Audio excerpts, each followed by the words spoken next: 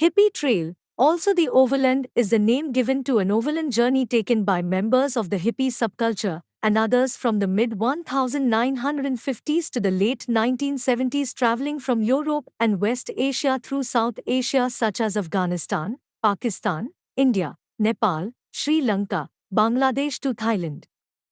The hippie trail was a form of alternative tourism, and one of the key elements was traveling as cheaply as possible, mainly to extend the length of time away from home.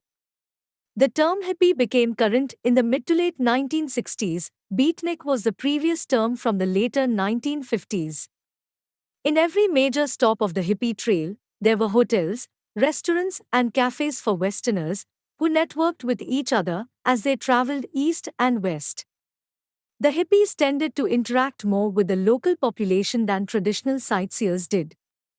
The hippie trail largely ended in the late 1970s, primarily due to both the Iranian Revolution resulting in an anti-Western government and the Soviet invasion of Afghanistan, closing the route to Western travelers.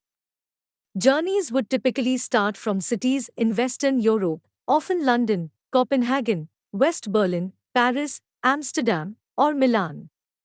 Many from the United States took Icelandic Airlines to Luxembourg. Most journeys passed through Istanbul, where routes divided. The usual northern route passed through Tehran, Herat, Kandahar, Kabul, Peshawar, and Lahore onto India, Nepal, and Southeast Asia. An alternative route was from Turkey via Syria, Jordan, and Iraq to Iran and Pakistan.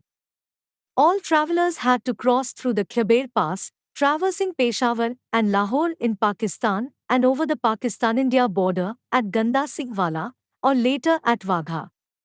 Common destinations in the east included Delhi, Varanasi, then Benares, Goa, Bombay, Madras, Kathmandu, and Bangkok. Kathmandu still has a road, Joche Toll, nicknamed Freak Street in commemoration of the many thousands of hippies who passed through. Further travel to southern India, Kovalam Beach in Trivandrum, Kerala, and Sri Lanka, then called Ceylon, was sometimes also undertaken. Kathmandu was usually the terminus of the hippie trail. Since Tibet was off limits, an overland journey through Burma was not possible, as India was severely restricting travel to Burma due to clashes between insurgents and Indian armed forces, and the Ledo road crossing to Burma had fallen into disrepair and largely been reclaimed by the jungle. However, one could fly from Kathmandu to Bangkok to continue the journey in Southeast Asia to Thailand, Malaysia, and Indonesia, where Bali was a popular destination for hippies. From Indonesia, there was also the option of crossing to Australia by plane or ship. That led to the trail from Timor to Thailand being classified as Hippie Trail Southeast Asia Extension, which mainly attracted Australians and New Zealanders traveling the opposite way overland to London. To keep costs low, journeys were carried out by hitchhiking or cheap, private buses that traveled the route. There were also trains that traveled part of the way, particularly across Eastern Europe through Turkey, with a ferry connection across Lake Van, and to Tehran or east to Mashhad, Iran. From these cities, public or private transportation could then be obtained for the remainder of the trip.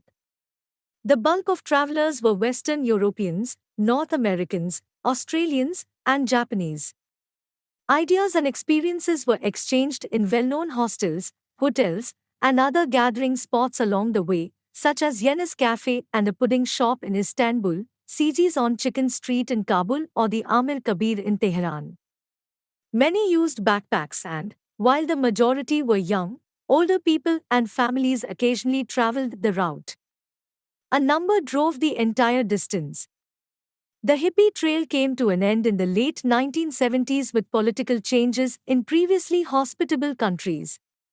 In 1979, both the Iranian Revolution and the Soviet invasion of Afghanistan closed the overland route to South Asia for Western travelers, and Chitral and Kashmir became less inviting due to tensions and territorial conflicts in the area. Megan Day summarized that radio stations in Iran swapped Blue Oyster Cult for speeches by Ayatollah Khomeini. Other factors that led to difficult conditions for travelers were the Saur Revolution, 1978, and the advent of a military dictatorship in Pakistan, 1977, that banned many hippie attractions. In the Middle Eastern route, there have been wars in most of the countries that has made it difficult for hippies to travel through this route. Hippies may still be found in bohemian enclaves around the world. Contemporary hippies have made use of the World Wide Web and can be found on virtual communities. In the United Kingdom, the New Age Travelers movement, while eschewing the label hippie, nevertheless revived many hippie traditions into the 1980s and 1990s. Please like and subscribe our channel for more interesting videos.